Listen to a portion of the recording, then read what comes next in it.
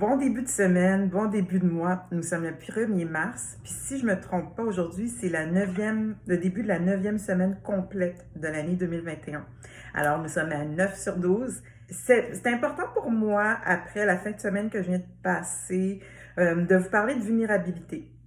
Parce que certains d'entre vous avaient lu l'article que j'ai publié sur LinkedIn vendredi. J'ai reçu des commentaires, ça m'a fait chaud au cœur.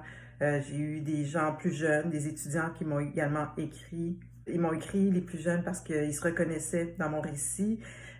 Sachez que pour moi, ça a demandé, une fois que c'était publié, c'est venu chercher beaucoup d'émotions. Ça m'a rendue très, très vulnérable, beaucoup plus. Je me suis sentie beaucoup plus vulnérable que j'aurais pu le penser. Et ça a continué ma réflexion tout au long de la fin de semaine parce que je veux pas, on vit, on est occupé, on vit notre journée au quotidien, on fait nos choses, puis on n'a pas le temps de nécessairement prendre du recul puis de penser à notre parcours, notre histoire, puis tout. Puis des fois, on veut pas non plus y penser parce qu'on sait que ça vient chercher certaines émotions. Alors, j'ai été bonne tout au long de ma vie à vivre, à me former une forme de carapace. Je peux pas dire à quel âge, mais c'est un mécanisme que ça a été la formule qui fonctionnait pour moi.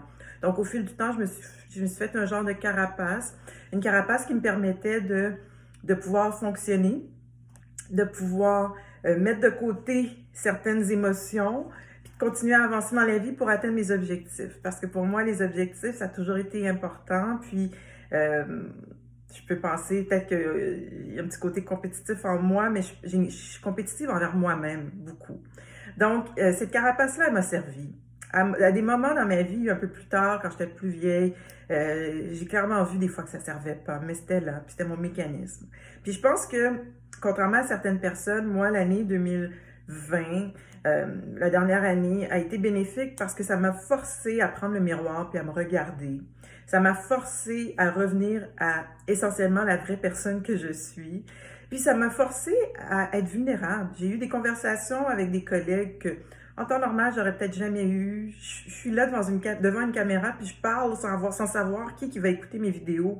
Donc, c'est une vulnérabilité comme ça se peut pas. Puis c'est quelque chose que, cette instabilité-là, j'ai encore beaucoup de difficultés à vivre avec ça. J'apprends à être de plus en plus confortable avec ça. Puis, il y a quelques années, je m'étais acheté ce livre-là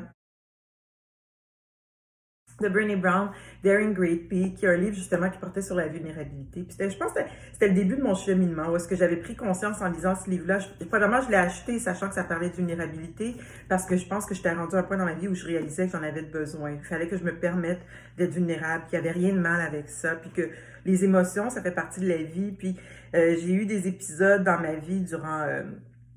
je te dirais, dans les 15 dernières années, sûrement des épisodes où les émotions sont sorties tout croche. Parce que je pense que c'est ça, à force d'avoir cette carapace-là, à la longue, j'ai tout fait. Alors, j'ai eu des épisodes dont je suis moins fière dans ma vie, où j'ai peut-être pas été aussi intelligente émotionnellement comme j'aurais voulu l'être. Mais en général, j'étais quand même pas mal bonne. Mais ce qui est le problème avec ça, c'est qu'à un moment donné, on étouffe. Et quand on étouffe, il faut que ça sorte d'une façon ou d'une autre. Donc, en juin 2019, je me suis retrouvée chez un thérapeute. Et j'en parle parce que pour moi, c'est important de parler de la santé mentale aussi. Vu que maintenant, comme je dis, je suis un livre ouvert, même vu que maintenant, j'essaie de vous montrer qui je suis, puis vous parler un peu plus de mon histoire. Dans ma famille, j'ai vécu avec un cas de l'authenticité mentale. Donc, j'ai grandi avec quelqu'un que j'aime beaucoup, qui avait son authenticité mentale. Et ça m'a toujours fait être sensible par rapport à ça. Puis je pense que dans le reste de la société, j'étais consciente qu'il y avait des tabous dans ma culture. Dans la culture haïtienne, on ne parle pas d'authenticité mentale.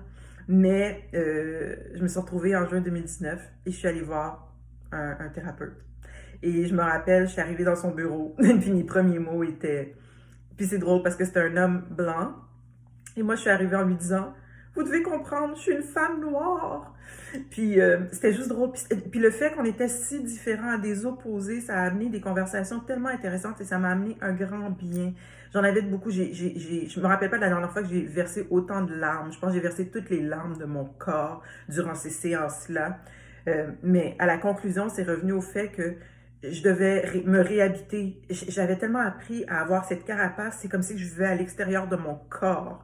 Alors que là, je devais me réhabiter, je devais refaire connaissance avec moi-même, puis je devais accepter mon histoire, qui je suis. Puis ça m'a tellement fait du bien.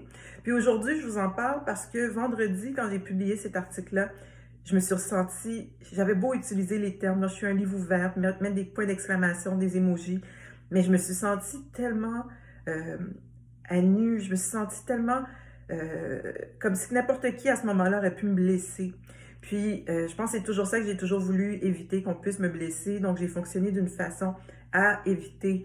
J'étais toujours prête, là, pour être sûre de ne pas recevoir les coups. À long terme, je pense pas que c'est tenable de faire ça. Je pense pas que c'est bénéfique pour soi de rester comme ça dans sa carapace et de se forger une carapace qui est tellement épaisse qu'elle devient tellement difficile, cette coquille qui devient impossible à briser presque. Alors, je souhaite pas ça à personne. Donc, mon message aujourd'hui, c'est que si vous voulez être la prochaine version de vous-même, mais la prochaine meilleure version de vous-même, permettez-vous d'être vulnérable. C'est pas facile, c'est un processus. S'il vous faut de l'aide externe, allez en chercher. Mais sachez que malgré que j'en parle, puis que je parle d'inconfort, puis que je parle de fin de semaine durant laquelle j'ai pensé à tout ça, je me sens quand même bien. Je pense que c'est la bonne chose à faire. C'était la prochaine étape logique pour moi pour pouvoir continuer à garder un sourire, pour pouvoir avoir un sourire authentique, pour être moi-même, pour pouvoir me sentir pleinement heureuse et comblée dans ce que je fais, ce que je dis, puis chaque choix que je fais dans la vie. Alors, c'est deep, je le sais. Aujourd'hui, je vous ai parlé du V-word, mais c'est important. Il faut prendre le temps de faire cette introspection-là. Puis, dans ce cheminement-là, je me retrouve à parler de sujets avec des gens, des sujets auxquels j'aurais pensé que j'aurais été plus fermée par moment. Puis, je réalise que je suis devenue justement ce livre ouvert-là. Puis, quand même, je trouve que c'est un beau cheminement. Alors, je vous souhaite de passer une bonne semaine. Écrivez, j'aime savoir des commentaires. Écrivez-moi, que ce soit dans les commentaires en dessous, que ce soit en privé. Allez vous abonner à ma chaîne YouTube. Je vous promets que bientôt, il y a des choses extraordinaires qui s'en viennent. Passez une bonne journée et bonne semaine. À bientôt. Bye bye.